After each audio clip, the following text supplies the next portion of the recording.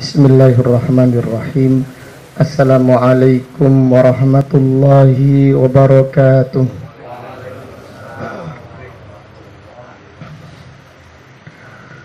Innal hamdalillah nahmaduhu wa nasta'inuhu wa nastaghfiruh wa na'udzu billahi min syururi anfusina wa min sayyiati a'malina. May yahdihillahu fala mudilla lahu wa may yudlil fala hadiya lahu. Wa ashhadu an la ilaha illallah wahdahu la syarika lahu wa ashhadu anna Muhammadan abduhu wa rasuluh sallallahu alaihi wa ala alihi wa sahbihi wa man tabi'ahum bi ihsanin ila yaumiddin, amma ba'du.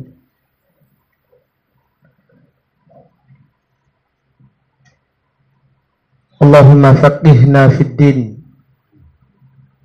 wa 'allimna at-ta'wil. Allahumma inna nas'aluka 'ilman nafi'ah wa rizqan thayyiba wa amalan mutaqabbala. Allahumma inna na'udzubika min ilmin la yanfa' wa min qalbin la yakhsha' wa min nafsin la tashba' wa min da'watin la yustajabu laha. Alhamdulillah, pada malam yang berbahagia ini,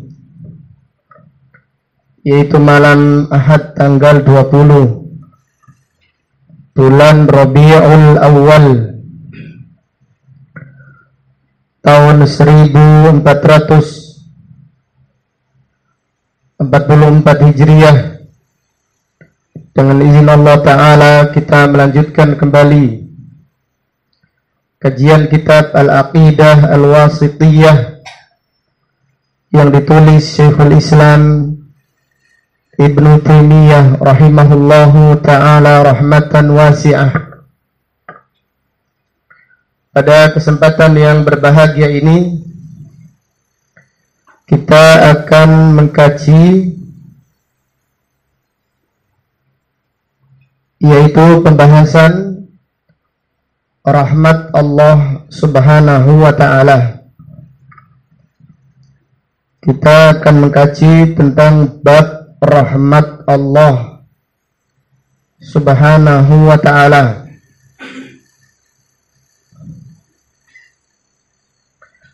Ahlu sunnah wal jamaah menetapkan sifat rahmat untuk Allah. Ahlu sunnah wal jamaah menetapkan sifat rahmat untuk Allah subhanahu wa ta'ala, dan bahwasannya rahmat Allah tidak sama dengan rahmatnya makhluk. Jadi ahlu sunnah wal jamaah mengimani dan menetapkan bahwasannya Allah disifati dengan sifat rahmat, yaitu sifat kasih sayang. Allah Ta'ala disifati dengan sifat rahmat, yaitu sifat kasih sayang. Dan rahmatnya Allah, kasih sayangnya Allah tidak sama dengan kasih sayang makhluk. Karena kasih sayang Allah sempurna sesuai dengan kebesarannya dan keagungannya.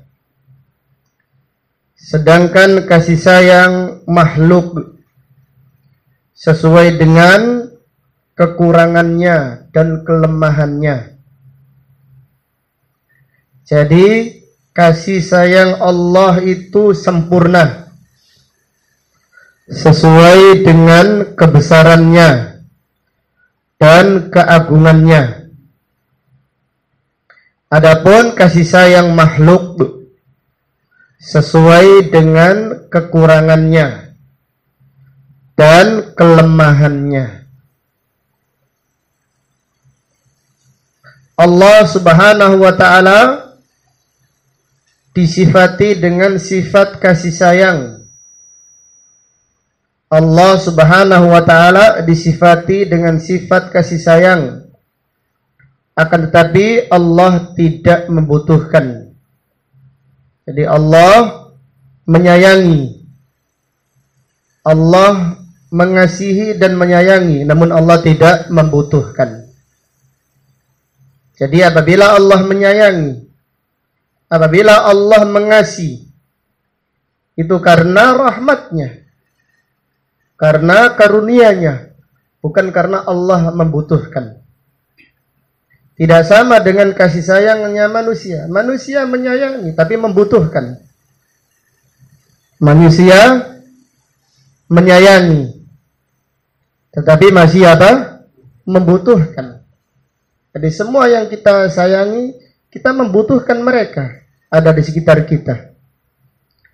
Kalau mereka yang kita sayangi tidak ada, kita akan sedih, kita akan merasa kehilangan. Itu kasih sayangnya manusia. Itu adalah kasih sayangnya makhluk, sesuai dengan yaitu kekurangannya dan kelemahannya. Adapun kasih sayangnya Allah itu tidak sama. Kasih sayangnya Allah itu sesuai dengan kebesarannya dan keagungannya. Maka Allah menyayangi, namun Allah tidak membutuhkan. Dan Allah tidak merasa kehilangan. Jika yang disayangi tidak mau disayangi, maka Allah tidak kehilangan. Karena Allah maha sempurna. Karena Allah maha sempurna dari semua sifatnya dan perbuatannya. Kesimpulannya, bab ini menjelaskan tentang rahmat Allah. Bahwasannya Allah disifati dengan sifat rahmat, yaitu disifati dengan sifat kasih sayang. Dan rahmat Allah tidak sama dengan rahmatnya makhluk. Karena rahmat Allah sempurna sesuai dengan kebesarannya dan keagungannya. Adapun rahmatnya makhluk sesuai dengan kekurangannya dan kelemahannya. Maka Allah mengasihi dan menyayangi, namun Allah tidak membutuhkan. Lain halnya makhluk, mereka menyayangi, namun mereka membutuhkan dengan orang-orang yang disayanginya.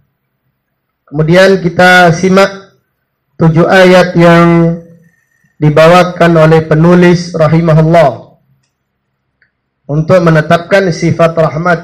Dan ayat di dalam Al-Quran mungkin bisa dikatakan ratusan atau ribuan, yang dia itu menjelaskan tentang rahmat Allah Subhanahu wa ta'ala. Setiap ayat ada Ar-Rahman, Ar-Rahim. Itu diambil pelajaran menetapkan sifat rahmat Allah sesuai dengan kebesarannya dan keagungannya. Ayat yang pertama, surat An-Naml ayat 30. Allah Ta'ala berfirman, Bismillahirrahmanirrahim. Allah Ta'ala berfirman, Bismillahirrahmanirrahim. Dengan nama Allah yang maha pengasih lagi maha penyayang. ini disebut al-basmalah. Kalimat ini disebut basmalah. Ayat ini tentang kisah Ratu Balqis yang menyembah matahari. Kemudian disurati oleh Nabi Sulaiman. Ratu Balqis disurati oleh Nabi Sulaiman. Maka Ratu Balqis berkata, "Ya ayyuhal mala'u, inni ulqiya ilayya kitabun karim." Wahai menteri-menteriku, sesungguhnya aku dikirimi surat yang mulia, surat yang agung. Innahu min Sulaimana, surat itu dari Sulaiman. Wa innahu bismillahirrahmanirrahim. Di dalam surat tersebut diawali dengan menyebut Bismillahirrahmanirrahim. Kalimat ba artinya memulai. Bi, yaitu aku memulai semua perbuatanku dengan menyebut nama Allah yang maha pengasih lagi maha penyayang.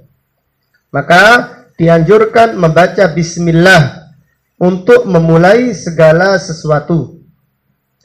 Dianjurkan atau diperintahkan, bahkan diwajibkan membaca bismillah untuk memulai segala sesuatu. Dianjurkan membaca bismillah atau diwajibkan atau dianjurkan. Jadi lihat yaitu konteks dalilnya. Ada yang perintah sifatnya wajib, seperti makan, yaitu diwajibkan membaca apa? Bismillah. Nabi SAW bersabda, "Samillah." Makanlah dengan menyebut apa? Bismillah. Makanlah dan awalilah dengan membaca bismillah. Dan ada yang sifatnya anjuran. Ada yang sifatnya anjuran.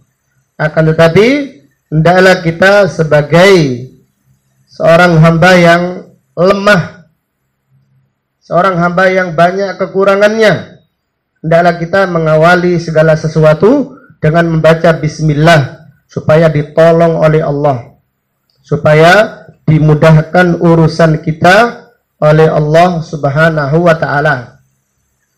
Apabila kita naik kendaraan, kemudian kita merasakan sesuatu yang tidak nyaman, kepleset, atau ada gangguan, maka bacalah apa? Bismillah. Ada seorang sahabat yang dibonceng Rasulullah SAW. Ketika kudanya atau keledainya itu terpeleset, sahabat tersebut berkata, "Ta'isyas syaitan." Celakalah syaitan. Ya, kalau bahasa Surabaya, iya apa? Bukan kapok, kurang ajar setan itu. Ta'isa syaitan, celaka setan. Ini gara-gara setan aja. Nah, seperti itu. Maka Nabi SAW bersabda, "La taqul dalik." Jangan baca itu. Jadi kalau kendaraanmu tergelincir, jangan mengatakan celaka syaitan. Tetapi bacalah bismillah. Kalau kamu membaca ta'isa syaitan, syaitan itu akan membesar. Seperti rumah. Lalu syaitan berkata, "Biquwati." Dengan kekuatanku, soroktuhu, aku akan mengalahkan dia. Setannya membesar, lebih besar daripada rumah, amat besar setan. Tetapi kalau kita membaca bismillah, fa inna syaitana tasaghara hatta yakuna mithla dzubab. Kalau kita membaca bismillah, syaitan itu mengecil sampai seperti lalat. Ini menunjukkan agungnya mengawali sesuatu dengan membaca apa? Bismillah. Kalau ada sesuatu, katakan bismillah. Kalau ada sesuatu, katakanlah bismillah. Ini adalah kalimat yang agung. Ini adalah kalimat yang agung. Ada seorang sahabat yang namanya Abu Rafi. Ketika Nabi SAW meminta sampil kambing, Nabi SAW berkata, nawilni, wahai Abu Rafi, berikan aku sampil kambing. Dikasihkan. Ini dimakan Nabi SAW. Kemudian Nabi SAW minta lagi, nawilni, wahai Abu Rafi, mana lagi sampilnya? Kasih lagi. Kemudian yang ketiga, wahai Abu Rafi, mana sampil kambing? Abu Rafi berkata, ya Rasulullah, kambing itu cuma sampilnya berapa? 2. Lengannya ya, lengannya. Sampil yang ada lengannya. Ya Rasulullah, kambing itu cuma punya lengan 2. Maka Nabi sallallahu alaihi wasallam bersabda, lau qulta bismillah. Sekiranya kamu membaca bismillah, lanawaltani kullama talabtu. Kamu akan memberi kepadaku setiap aku minta. Dan ini rahasia. Rahasia sunnah Rasulullah sallallahu alaihi wasallam. Jadi kalau kita ngambil uang dari dompet kita, bacalah apa? Bismillah, nyumber insyaallah. Iya, ini benar, jangan itu. Tapi jangan dihitung. Baca bismillah kok dihitung karibiro kira. Dompet di pendeli terus. Kok ini gak cukup iki, Dik. Oh, ini terus ini. Baca bismillah. Yes, tetap aja Allah akan memberkahi. Kita ini tidak yakin dengan rezeki kita. Kita ini tidak yakin dengan rezeki kita itu diberkahi oleh Allah. Allah Ta'ala berfirman, ana inda dhanni abdi bi, aku tergantung prasangka hambaku kepadaku. Kalau prasangka kita itu yakin, cukup insyaallah. Tapi kalau prasangka kita kok ini gak cukup, ya apa mas, keuangan kita bulan ini, kita mengatakan pada istri kita, keaman deh kayaknya. Tidak aman keuangan kita ini. Ya apa caranya supaya aman? Jadi supaya aman, jangan dihitung sisa berapa. Jangan dihitung sisanya berapa. Yang lain itu sudah pasrahkan Allah. Yakin wis, baca bismillah, Allah akan memberkahi. Allah akan memberkahi rezeki kita, pasti insya Allah. Dengan keyakinan. Yaitu dengan keyakinan dan juga dengan mengamalkan hadis tadi. Setiap ngambil baca bismillah. Ini perlu disampaikan. Ini yang menyampaikan kadang-kadang lupa juga. Namanya manusia.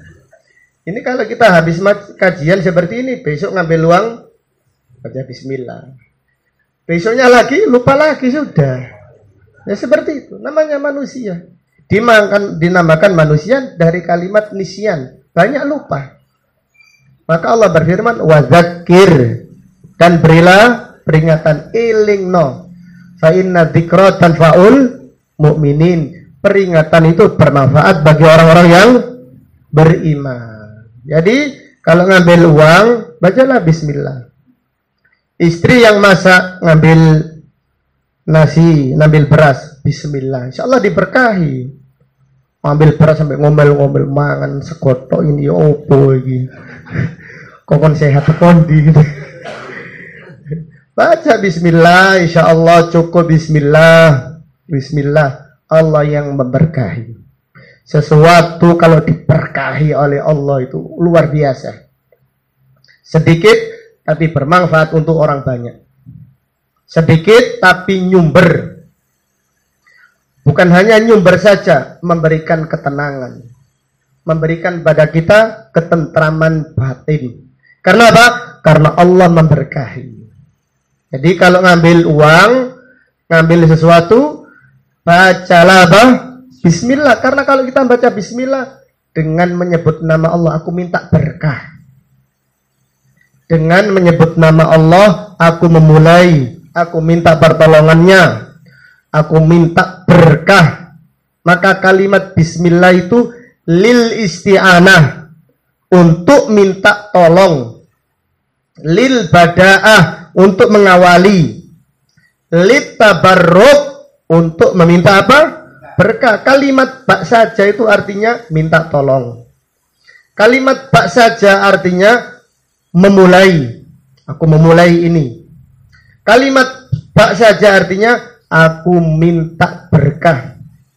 Kalimat bak saja ini luas kalau bak saja ini. Artinya aku bertawasul. Bertawasul kepada Allah dengan menyebut nama Allah yang maha pengasih lagi maha penyayang. Jadi ayat ini adalah ayat yang agung. Tapi ayat ini dibawakan oleh penulis rahimahullah untuk menjelaskan yaitu sifat rahmat Allah. Dari firman Allah Ar-Rahman, yaitu terkandung rahmat secara umum. Dan dari nama Allah Ar-Rahim mengandung sifat rahmat khusus. Nama Allah Ar-Rahman mengandung rahmat Allah secara umum, yaitu Allah mengasihi semua makhluknya dan semua hambanya, baik yang beriman atau kafir. Dan dari nama Allah Ar-Rahim mengandung rahmat Allah yang khusus, yang diberikan hanya kepada hamba-hambanya yang beriman. Di surat An-Naml ayat 30 adalah ayat yang agung. Dan ayat ini dibawakan oleh penulis pada bab ini untuk menetapkan sifat rahmat Allah. Bahwasannya Allah disifati dengan sifat rahmat, yaitu sifat kasih sayang. Dari nama Allah Ar-Rahman mengandung rahmat umum yang Allah berikan kepada semua makhluknya, baik yang beriman ataupun yang kufur. Jadi seperti air minum, seperti makanan, seperti udara, seperti hidup. Ini adalah rahmat Allah dari namanya Ar-Rahman. Maka Rasulullah sallallahu alaihi wasallam bersabda, "Innallaha yu'tid dunya man ahabba wa man la yuhibbu." Allah memberi dunia kepada hamba yang dicintainya dan kepada hamba yang tidak dicintainya. Wala yu'tid dina illa man ahabba. Dan Allah tidak memberi nikmat agama kecuali kepada siapa yang dicintainya. Jadi nikmat dunia itu rahmat Allah secara apa? Umum. Adapun nikmat agama adalah rahmat Allah secara khusus yang Allah berikan hanya kepada hamba-hambanya yang beriman. Kemudian ayat yang kedua, surat Ghafir, ayat yang ketujuh. Surat Ghafir, ayat yang ketujuh. Allah Ta'ala berfirman, Rabbana wasi'ta kulla syai'in rahmatan wa ilma. Rabbana, ini adalah doanya malaikat. Ayat ini menjelaskan doanya malaikat yang memikul ars. Ayat ini menjelaskan doanya malaikat yang memikul ars. Dan malaikat yang memikul ars itu besar. Wujudnya sangat besar, raksasa. Dari daun telinganya sampai pundaknya 700 tahun perjalanan. Dari telinganya sampai pundaknya ini 700 perjalanan burung yang terbang dari atas ke bawah. Ini menunjukkan malaikat tersebut sangat besar. Dan disebutkan dalam hadis, malaikat tersebut ada yang wujudnya wujud manusia. Ada yang wujudnya yaitu wujud singa. Dan ada yang wujudnya wujud yaitu domba. Dan ada yang wujudnya wujud ayam jantan. Subhanallah. Jadi kita ini tidak tahu. Kita hanya beriman dengan yang gaib. Jadi makhluk yang begitu besar. Malaikat pemikul ars. Malaikat yang memikul ars. Bahkan disebutkan jumlah apa? Ada yang berbentuk domba.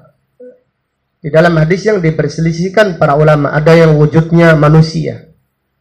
Ada yang wujudnya singa. Jumlahnya ada 8. Malaikat yang sangat besar. Dan malaikat tersebut cinta kepada orang-orang yang beriman. Mencintai orang-orang yang beriman. Malaikat ini takut kepada Allah, tunduk kepada Allah.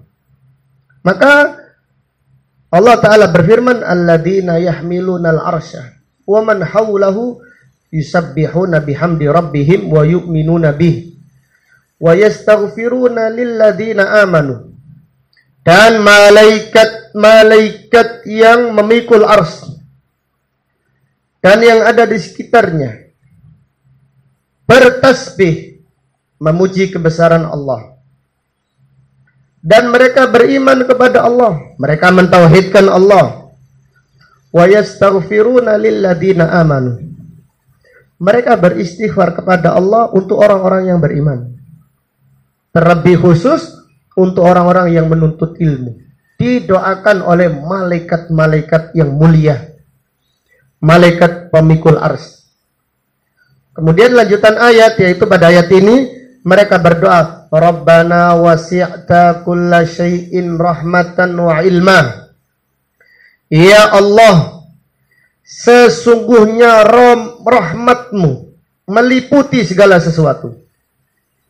Ya Allah, sesungguhnya rahmatmu dan ilmumu meliputi segala sesuatu. Artinya, ya Allah, amat sangat luas rahmatmu dan amat sangat luas ilmumu. Rabbana wasi'ta kulla syai'in rahmatan wa ilma faghfir lilladzina tabu. Ya Allah, ampunkanlah dosa orang-orang yang bertaubat. Wattaba'u sabilaka, dan orang-orang yang mengikuti jalanmu, ampunkanlah mereka. Jadi orang yang menuntut ilmu, orang yang belajar agama, yang berjalan di atas jalan Allah, didoakan oleh para malaikat pemikul ars, bahkan didoakan semua yang ada di alam semesta ini. Faghfir lilladzina tabu wattaba'u sabilaka waqihim adzabal jahim.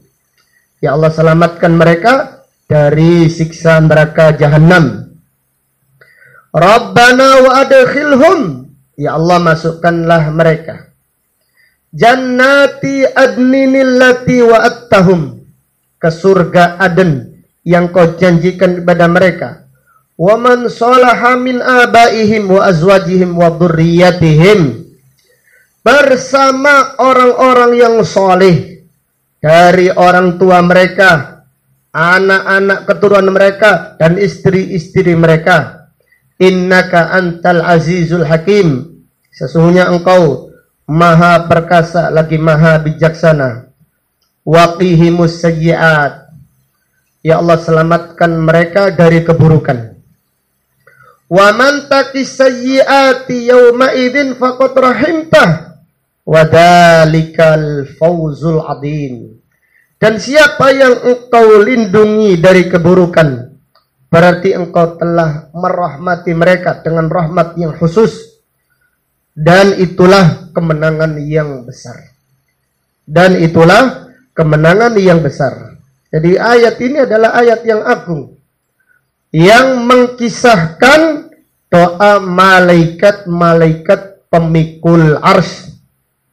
Dan malaikat pemikul ars kalau berdoa membaca Rabbana. Mereka tidak berkata, Ya Allah bi Jibril. Tidak ada.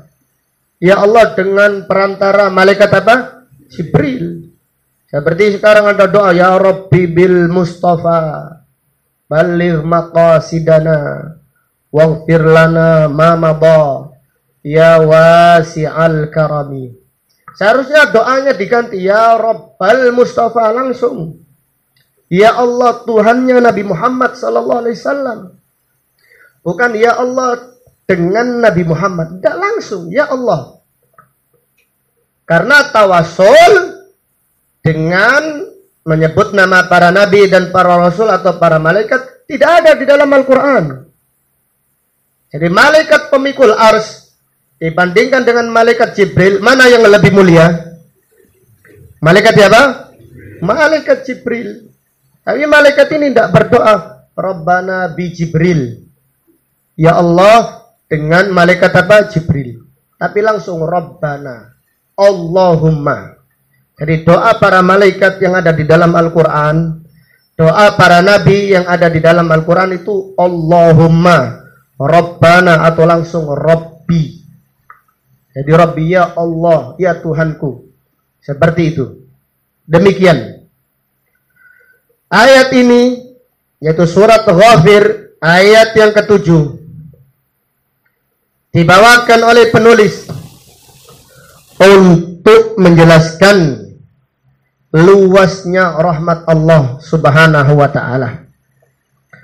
Untuk menjelaskan luasnya rahmat Allah Subhanahu wa ta'ala. Jadi rahmat Allah itu luas. Sekarang pertanyaan, apakah seorang ibu sayang kepada anaknya? Sayang atau enggak? Sayang sekali atau sayang biasa? Sayang sekali. Sekarang pertanyaan, sayang mana? Ibu kepada anaknya atau Allah kepada hambanya? Sayang siapa? Sayang Allah kepada hambanya lebih besar daripada sayangnya ibu kepada anaknya. Sayangnya Allah kepada hamba-hambanya itu lebih besar daripada sayangnya ibu kepada anak-anaknya. Sampai ada seorang ulama salaf berkata, pada hari kiamat nanti, kalau saya disuruh memilih dihisab Allah atau dihisab mak, saya memilih dihisab Allah. Karena sayangnya Allah itu lebih besar daripada kasih sayang ibu kepada saya. Jadi coba bayang, ini pemahaman ulama salaf. Jadi kalau kita milih kita dihisab Allah atau hisab mak kira-kira? Hah? Ibu atau Allah? Jadi kalau orang secara umum memahami, siapa kira-kira? Milih siapa? Milih mak. Enak dihisab mak, pasti mlebu swarga. Iya, pasti mlebu swarga tuh. Kan mak kan sayang, subhanallah. Sayangnya Allah itu lebih besar kepada hamba-hambanya. Jangan dikira Allah sayangnya orang tua itu lebih besar kepada kita daripada sayangnya Allah. Tidak ada apa-apanya. Di dalam hadis yang diriwayatkan oleh Imam Bukhari dan Imam Muslim dari sahabat Umar ibnul Khattab radhiyallahu anha, anna imra'atan minas sabaya, bahwasannya seorang wanita dari tawanan perang. Seorang wanita dari tawanan perang. Talabat waladaha, mencari anaknya. Sekarang bayangkan, seorang ibu mencari anaknya dalam kondisi perang. Ketakutan atau enggak? Takut. Anaknya hilang, takut kenapa-kenapa. Dalam keadaan aman saja anaknya hilang, takut gelisah. Namanya seorang ibu. Kemudian ibu tadi cari-cari anaknya, tiba-tiba ketemu. Langsung anaknya itu dipeluk, digendong. Alangkah bahagianya ibu tadi. Ini disaksikan oleh para sahabat. Ini disaksikan oleh para sahabat. Kemudian Nabi sallallahu alaihi wasallam bersabda, "Ara'aitum, bagaimana pendapat kalian? Apakah tulqi waladaha finnar? Apakah ibu ini akan membuang anaknya ke dalam api yang menyala-nyala?" Ini apa maksudnya? Apa maksudnya Nabi SAW kok bertanya demikian?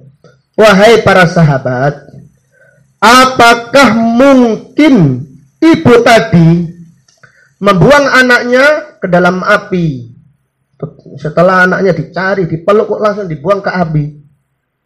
Para sahabat mengatakan, tidak mungkin ya Rasulullah.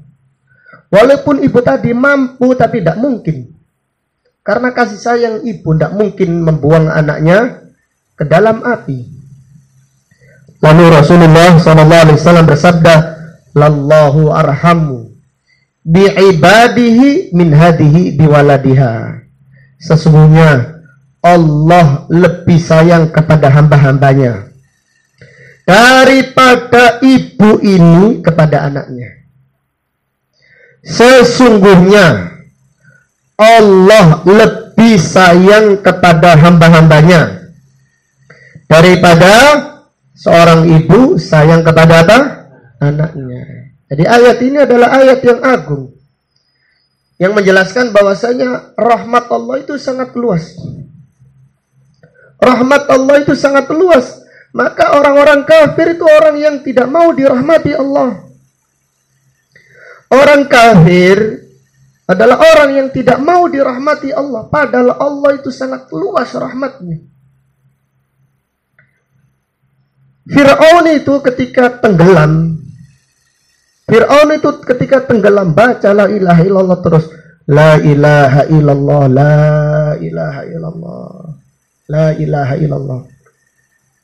Dan setiap orang kafir yang meninggal dunia itu diperlihatkan kebenaran, lalu mereka bertaubat. Ya seperti Fir'aun. Semua orang kafir, semua orang musyrik, ketika meninggal dunia diperlihatkan kebenaran, sehingga mereka mengatakan la ilaha illallah. Malaikat Jibril berkata, Ya Muhammad, lau ra'aitani wa ana akhidun min tinil bahar. Wahai Muhammad, sekiranya engkau melihat aku ketika Fir'aun tenggelam, baca la ilaha illallah terus, malaikat Jibril langsung ngambil tanah dari dasar laut. Fa'ulqihi fihi, langsung tak teplokkan, ya.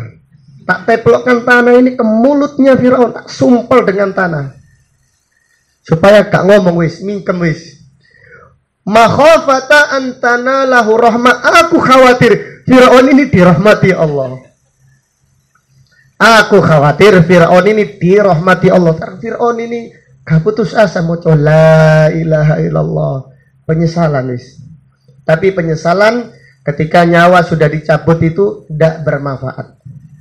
Maka malaikat Jibril itu, kenapa malaikat Jibril melakukan demikian? Satu, malaikat Jibril itu melakukan itu karena perintah Allah.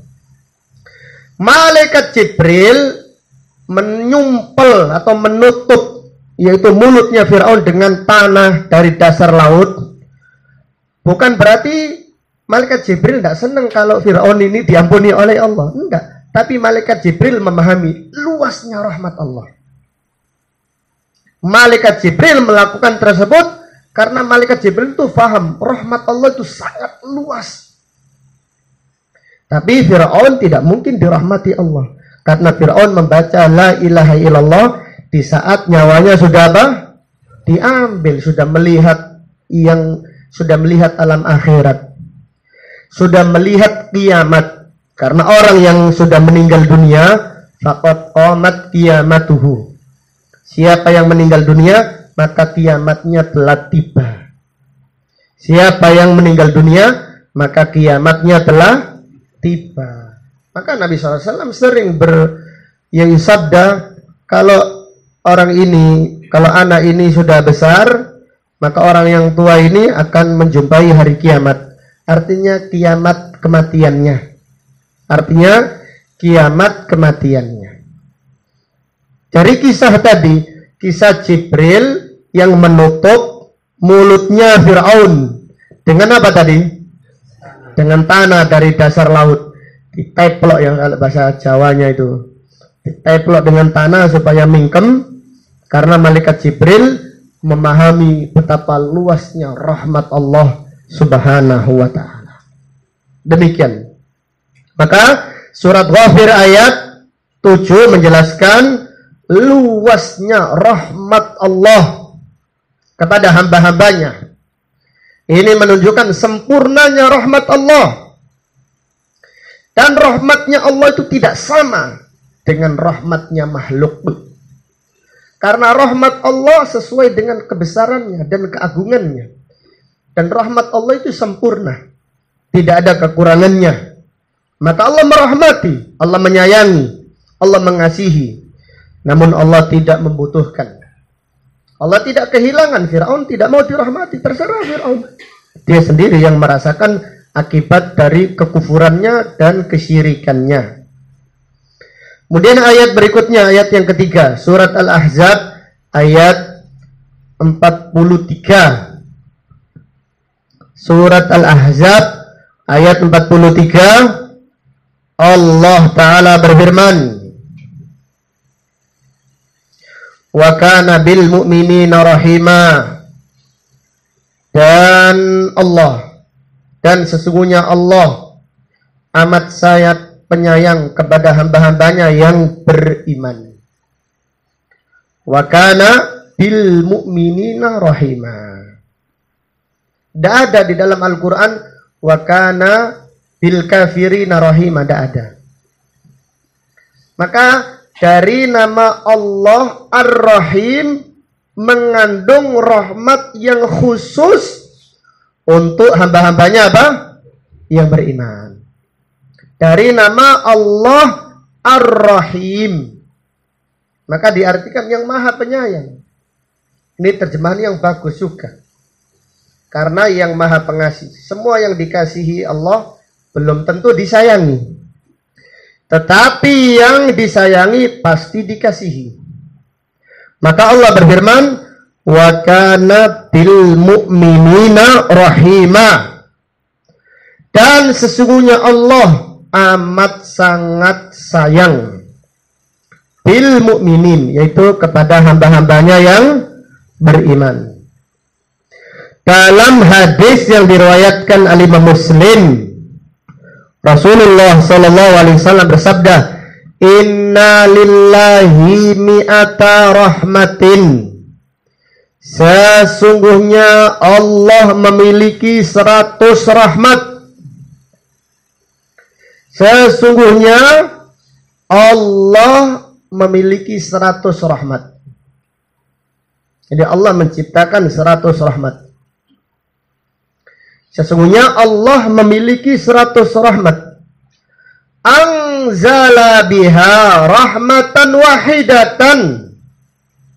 Dan Allah menurunkan satu rahmat di dunia ini. Bainal jinni wal insi wal bahaimi wal hawam.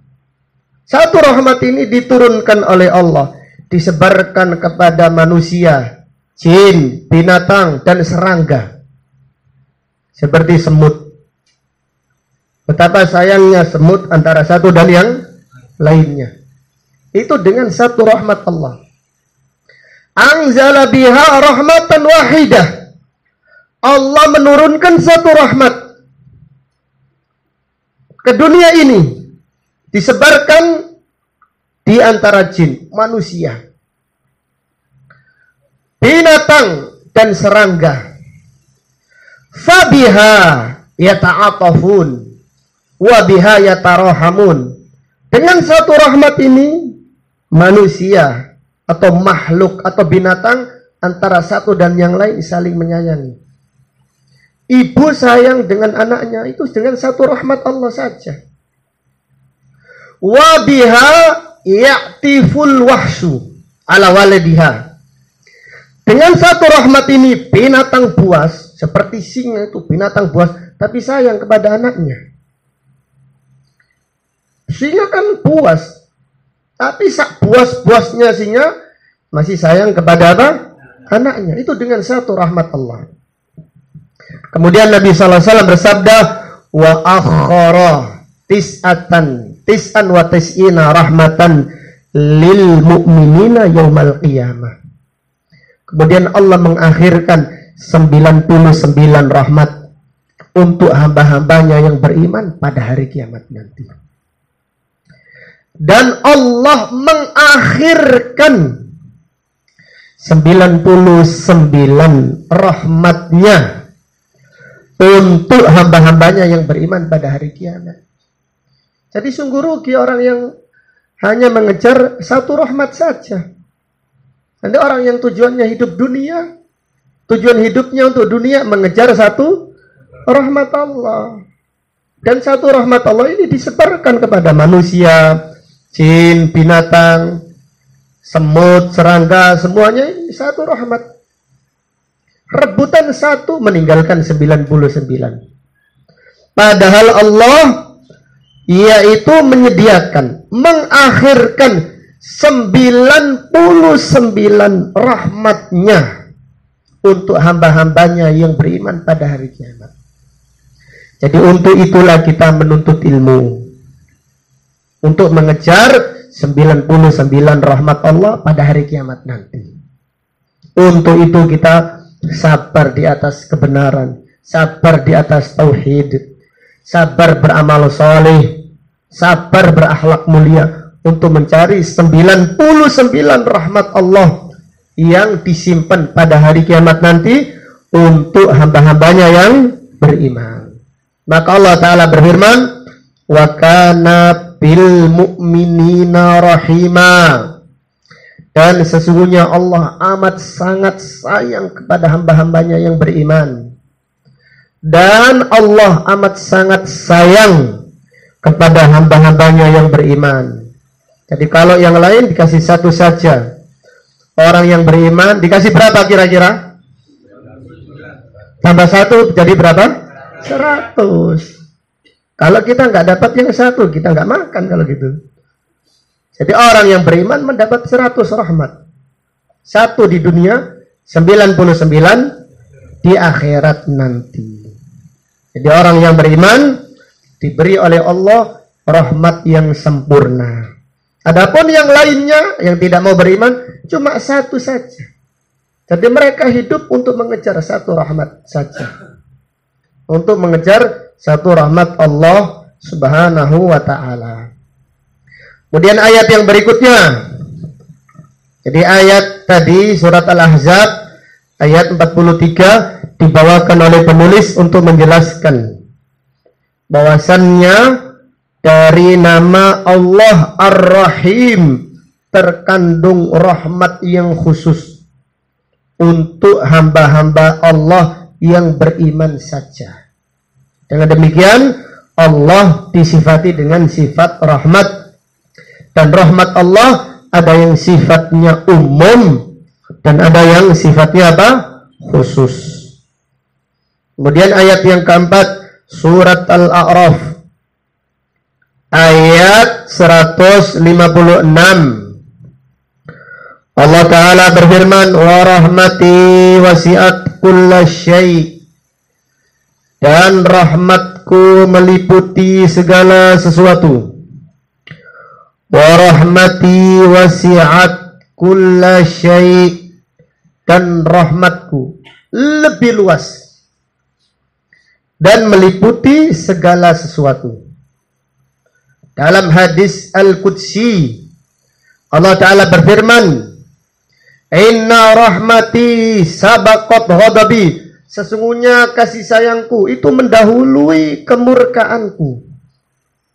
Sesungguhnya kasih sayangku, sesungguhnya rahmatku mendahului kemurkaanku.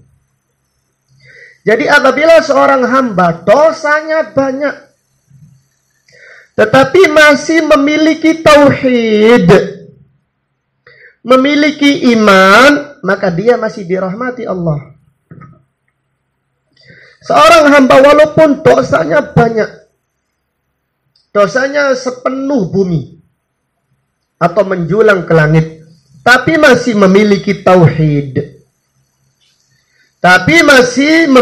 tauhid, maka Allah masih merahmatinya dengan rahmatnya yang khusus.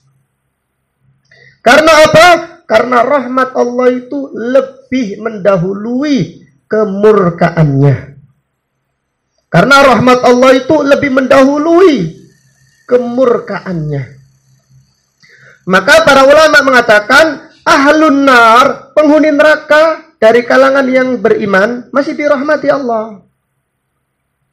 Maka para ulama menjelaskan ahlun nar, penghuni neraka dari muwahhidin, dari orang-orang yang bertauhid masih dirahmati Allah. Jadi orang yang di neraka, kalau orang itu kafir, tidak memiliki tauhid, rahmat Allah itu sudah dicabut sudah. Rahmat Allah kepada mereka cukup di dunia saja. Di akhirat tidak mendapatkan rahmat Allah. Tapi orang yang bertauhid,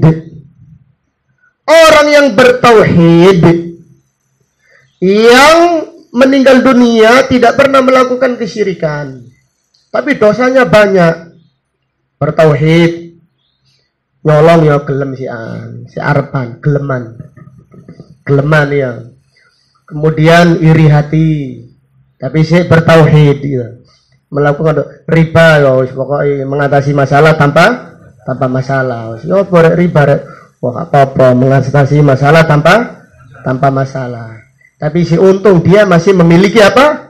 Tauhid. Meninggal dunia tidak pernah melakukan syirik, tak percaya dukun, tidak ikut sedekah bumi, tidak percaya khurafat, nggak mau dia. Dia ngaku dosanya banyak, tapi yang penting masih apa? Bertauhid.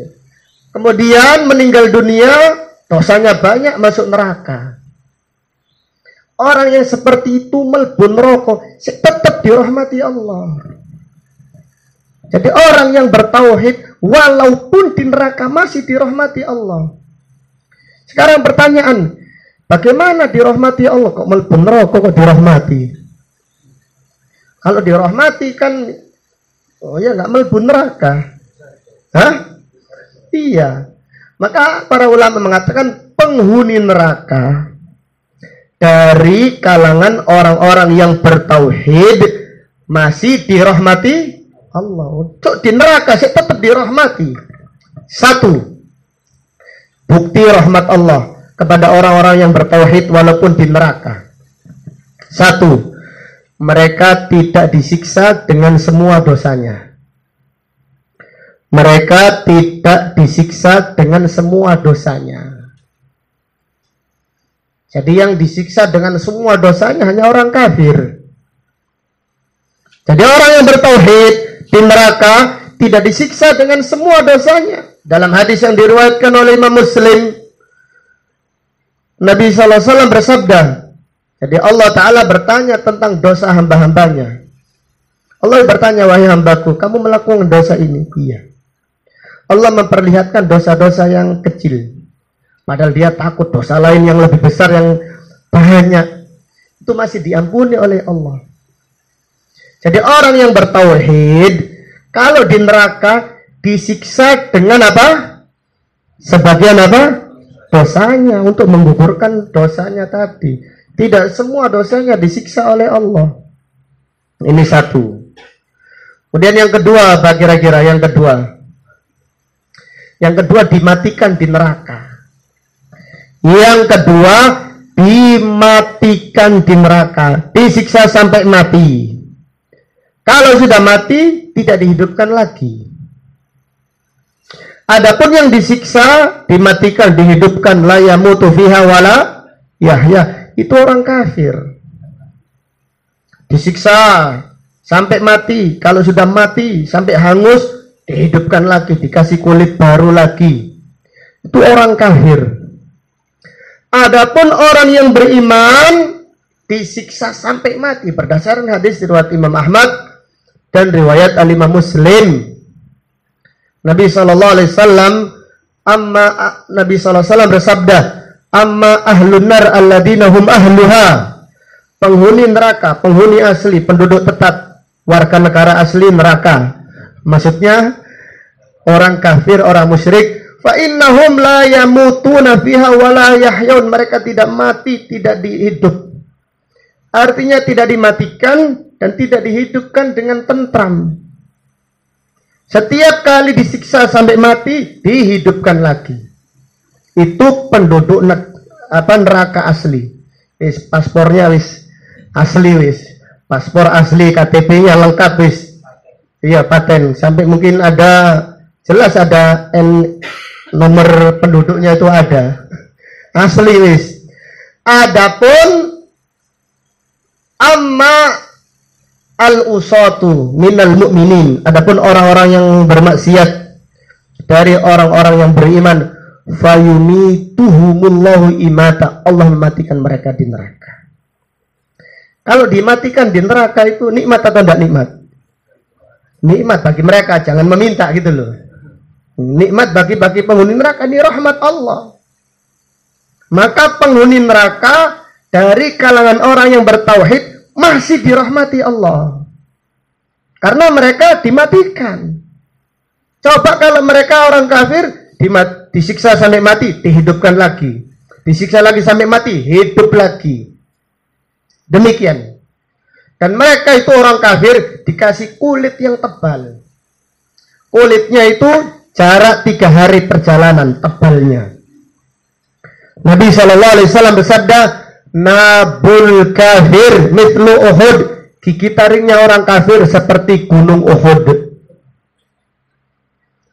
Wa bu'du ma baina mankibaihi, jarak antara pundaknya masih rota salasati ayam, jarak 3 hari perjalanan. Kulitnya tebal. Kulitnya tebal. Jadi kenapa orang kafir kok begitu besar, raksasa? Supaya tidak ada anggota tubuhnya yang itu tidak disiksa. Karena orang itu kalau sakit paling badannya menggigil. Ada kukunya nggak sakit kan? Ininya nggak sakit. Mau jentik lorong kabeh. Gergesi dari ujung rambut sampai ujung kuku itu udah ada itu. Dunia maksudnya. Tapi kalau neraka semuanya sakit. Na'udzubillah. Maka Allah Ta'ala berfirman, kullama nadijat juluduhum badalnahum juludan ghairaha liyadzuqul adab. Setiap kali kulit mereka hangus, kami ganti kulit yang lain supaya mereka merasakan adab. Dalam surat Al-A'la Allah Ta'ala berfirman, la yamutu fiha wala yahya. Maka orang beriman walaupun di neraka tetap dirahmati Allah. Kemudian yang ketiga, apa kira-kira yang ketiga? Hah? Mereka tidak kekal apa? Tidak kekal di neraka. Mereka tidak kekal di neraka. Orang kafir sudah tidak punya tidak mendapatkan rahmat Allah. Mereka diusir dari rahmat Allah. Maka mereka kekal di neraka. Na'udzubillah. Kemudian yang keempat, mereka dikeluarkan dari apa? Neraka. Dikeluarkan dari neraka, kemudian dimasukkan ke dalam apa? Surga. Jadi kalau kita perinci, dikeluarnya tok itu luwes nikmat. Maka penghuni neraka itu ketika diminta, ya Allah keluarkan saya dari neraka, sekajal opo-opo. Mereka nggak minta surga wis. Sementing metu tekan neraka wis alhamdulillah. Iya. Jadi orang itu ketika dikeluarkan dari neraka itu bagi mereka nikmat yang luar biasa itu. Yang kelima, mereka dimasukkan ke dalam surga selama-lamanya. Iya. Mereka dimasukkan ke dalam surga apa? Selama-lamanya. Maka rahmat Allah itu kepada orang yang beriman sangat luas. Maka sungguh rugi orang yang sampai diusir dari rahmat Allah. Padahal rahmat Allah itu meliputi segala sesuatu. Rahmat Allah itu lebih dahulu daripada murkanya. Allah Ta'ala berfirman, wa rahmati wasi'at kulla syai', dan rahmat Allah dan rahmatku lebih luas dari segala sesuatu. Jadi rahmat Allah itu lebih luas daripada dosa seorang hamba. yaitu bagi orang-orang yang beriman. Dan bagi orang kafir mereka diusir sudah. Mereka diusir dari rahmat Allah Subhanahu wa ta'ala. Kemudian ayat yang kelima, surat Al-An'am ayat 54. Allah Ta'ala berfirman, kataba rabbukum ala nafsihir rahmah. Kataba rabbukum ala nafsihir rahmah. Dan Tuhan kalian, Rabb kalian menulis, mencatat untuk dirinya rahmah. Dan Tuhan kalian mencatat untuk dirinya rahmah. Artinya Allah merahmati hamba-hambanya. Dan Allah disifati dengan sifat rahmat.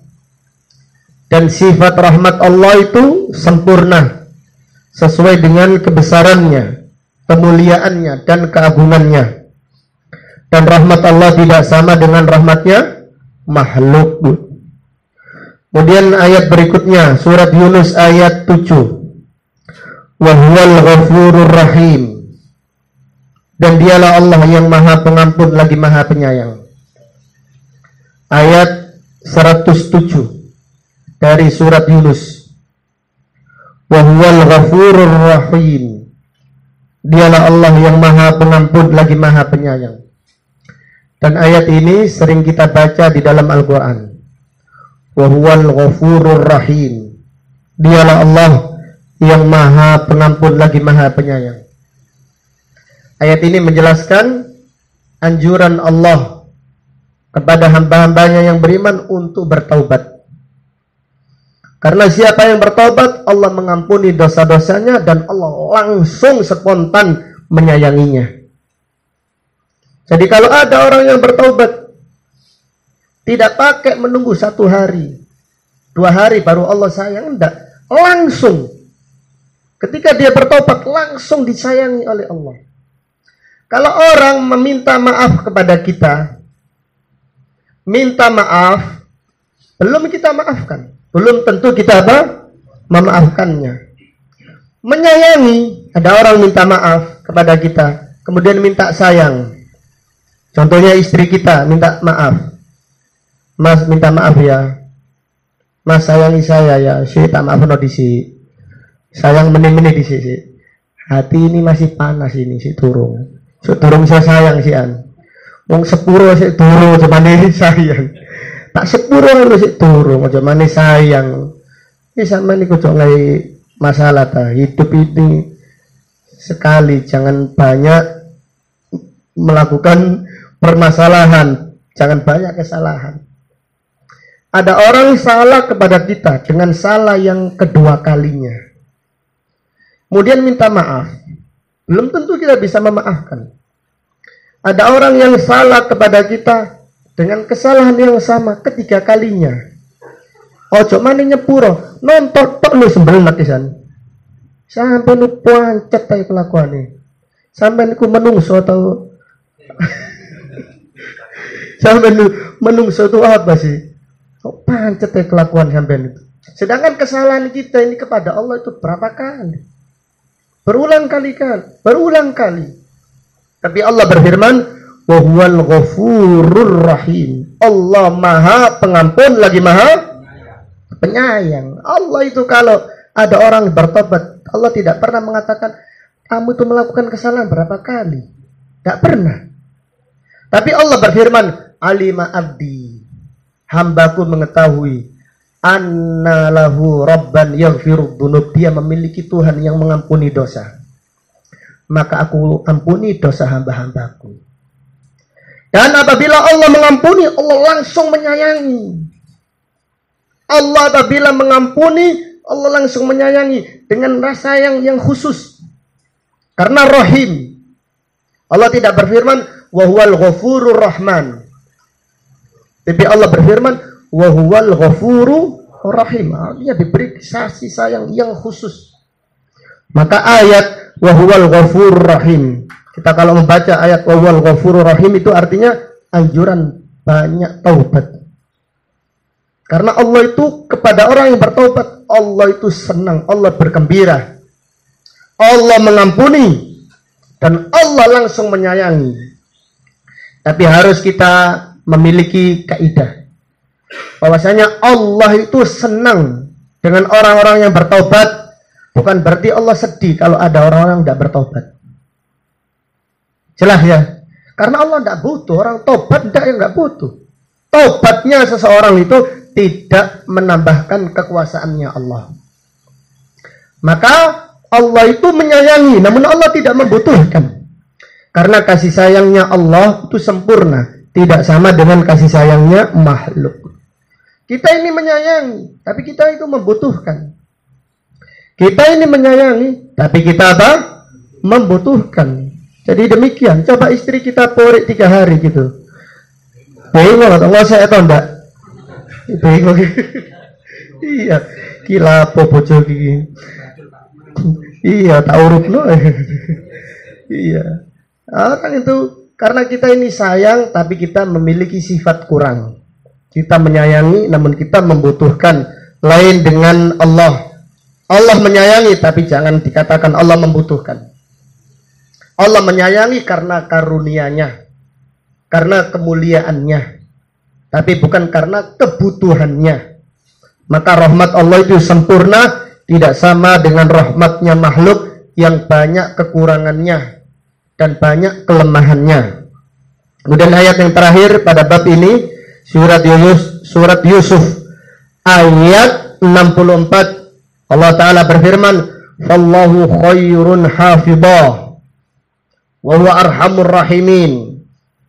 Dan Allah sebaik-baik penjaga, wa huwa arhamur rahimin, dan dialah maha penyayang. Dia paling penyayang dari semua yang menyayangi. Wa huwa arhamur rahimin. Kalau orang tua sayang kepada anaknya, Allah lebih sayang kepada hamba-hambanya. Kalau seorang ibu sayang kepada anak-anaknya, maka Allah lebih sayang kepada hamba-hambanya. Maka Allah berfirman melalui ucapannya Nabi Ya'qub, Fallahu khairun hafidhah wa huwa arhamur rahimin. Dan Allah sebaik-baik penjaga, dan Dia maha penyayang. Artinya kasih sayang Allah itu lebih sempurna daripada kasih sayang yang lainnya. Para malaikat menyayangi orang-orang yang beriman. Para nabi sayang kepada umatnya. Tapi sayangnya Allah itu jauh lebih luas. Maka pada hari kiamat nanti Allah Ta'ala berfirman, syafa'atil malaikah. Para malaikat sudah selesai syafaatnya. Wal anbiya, para nabi syafaatnya selesai. Wal mu'minun, orang yang beriman memberi syafaat pada sahabatnya, pada kerabatnya, kepada orang-orang yang dicintainya, dikasih syafaat. Artinya didoakan oleh Allah. Didoakan kepada Allah, ya Allah keluarkan fulan dan fulan dari neraka. Selesai sudah. Maka Allah berfirman, fama baqiya, tidak tersisa illa arhamur rahimin, kecuali kasih sayangnya Allah yang maha pengasih lagi maha penyayang. Lalu Allah mengeluarkan orang-orang yang bertauhid dari neraka. Lalu orang ini tidak dikenal, malaikat kejawis gak kenal wis. Sak nemen-nemene wong iki kan. Para nabi wis lewat sudah. Mungkin dia ini dibenci oleh para nabi dan para rasul. Tulure wis kono wis ngeling wis. Tapi masih di neraka sih ini. Masih di neraka. Tiketnya masih ada, masih berlaku, masa tinggalnya itu masih ada di neraka. Allah berfirman, fama baqiya, tidak tersisa illa arhamur rahimin. Itu menunjukkan kasih sayang Allah itu lebih besar daripada kasih sayangnya para malaikat, para nabi, dan orang-orang yang beriman. Maka Allah berfirman, wa huwa arhamur rahimin. Dialah Allah yang maha luas rahmatnya, maha sempurna rahmatnya, kasih sayangnya, terutama kepada hamba-hambanya yang beriman. Wallahu ta'ala a'lam bisawab. Sampai di sini pengajian kita malam ini. Semoga bermanfaat bagi kita semuanya. Amin ya rabbal alamin. Dan selebihnya kalau ada pertanyaan saya persilahkan.